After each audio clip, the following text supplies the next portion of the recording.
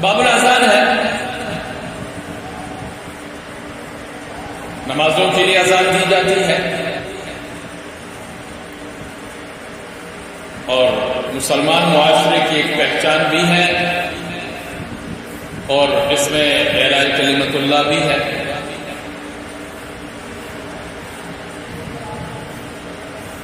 ہجرت الی مدینہ کے بعد اذان مشروع ہوئی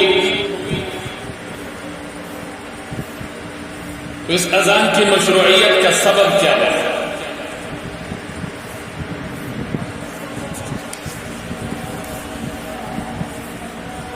اذان کی مشروعیت کا سبب احادیث میں تفصیل کے ساتھ موجود ہے۔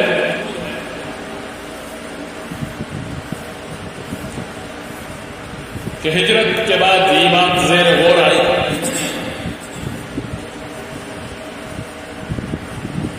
کہ جماعت کی نماز کے لیے لوگوں کو کس طرح جمع کیا جائے۔ بعضوں نے مشورہ دیا آگ روشن کر دی جائے،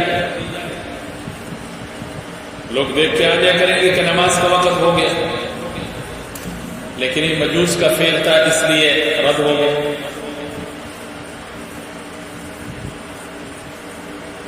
ایک رائے یہ سامنے آئی کہ بھوک جو سینگ ہے وہ بجا دیا جائے، لوگوں کو پتہ چل جائے گا، لیکن یہ یہود کا فعل تھا۔ ایک رائے یہ سامنے آئی کہ ناقوس بجایا جائے، دو لکڑیوں کو، ایک بڑی لکڑی اور ایک چھوٹی لکڑی ہوتی ہے، اس کو مارا جائے، آواز آتی ہے،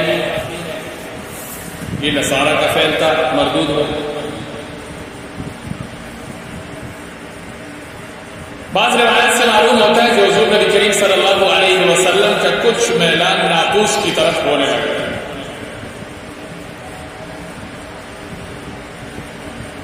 اور کوئی انتظام سامنے نہیں تھا۔ حضرت عمر رضی اللہ تعالیٰ نے مشورہ دیا کہ ایک بندہ مقرر کیا جائے، جب نماز کا ٹائم قریب ہو تو وہ گلیوں بازاروں میں آواز لگائے، الصلاۃ جامعۃ الصلاۃ جامعۃ۔ لیکن کوئی حتمی فیصلہ نہیں ہو سکا اس مجلس میں۔ صحابہ کرام اور حضور نبی کریم صلی اللہ علیہ وسلم اسی فکر میں تھے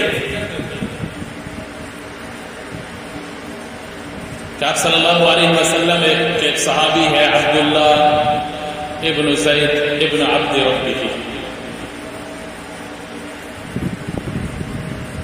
وہ خواب دیکھ رہے کہ دو سبز چادروں والے بزرگ ہیں، ان کے ہاتھ میں ناقوس ہے۔ خواب میں ان سے پوچھتے ناقوس بیچو گے؟ بزرگ کہنے لگے لے کے کیا کرو گے؟ تو ان کے ذہن میں وہی مشورے والی بات تھی کہ نماز کے لیے لوگوں کو اطلاع کیا کریں گے؟ تو دو بزرگ کہنے لگے نماز کے وقت کے لیے تمہیں اس سے بہتر طریقہ نہ بتا دیں۔ پھر پوری اذان خواب میں حضرت عبداللہ ابن زید ابن عبد ربہ کو انہوں نے بتلایا۔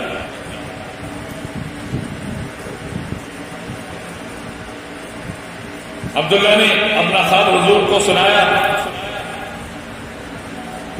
آپ صلی اللہ علیہ وسلم نے فرمایا تم بلال کو یہ کلمات بتلاتے جاؤ اور وہ اونچی آواز سے کہتے جائیں گے، یہی سے اذان کی مشروعیت ہوئی۔ باقی یہ بات کہ حضرت بلال سے کیوں اذان کہلوائی، حق تو عبداللہ کا بنتا تھا، تو حضرت ایک روایت میں آتا ہے کہ حضرت بلال کی آواز بلند تھی، اور بعض روایت سے یہ بھی معلوم ہوتا ہے کہ خواب میں ہی یہ حکم تھا کہ حضرت بلال سے اذان کہلوائی۔ اور خواب صرف عبداللہ نے نہیں دیکھا تھا، روایت میں آتا ہے کہ 11 کے قریب صحابہ نے خواب دیکھا تھا۔ یہ لیکن حضور کے دربار میں سب سے پہلے پہنچنے والے عبداللہ ابن زید.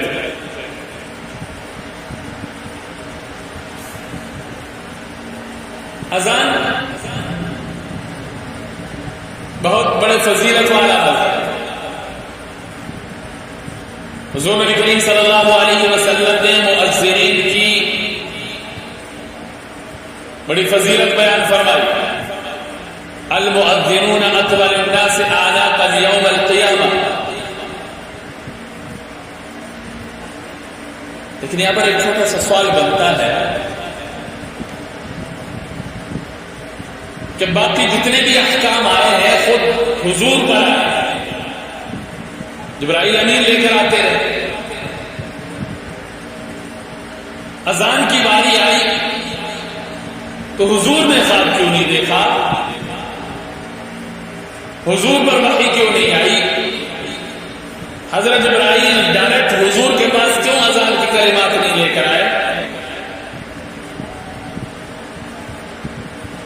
اس کا جواب یہ ہے کہ صحابہ کو ایسے خواب کا آنا یہ ان کی جلالت شان کی دلیل ہے.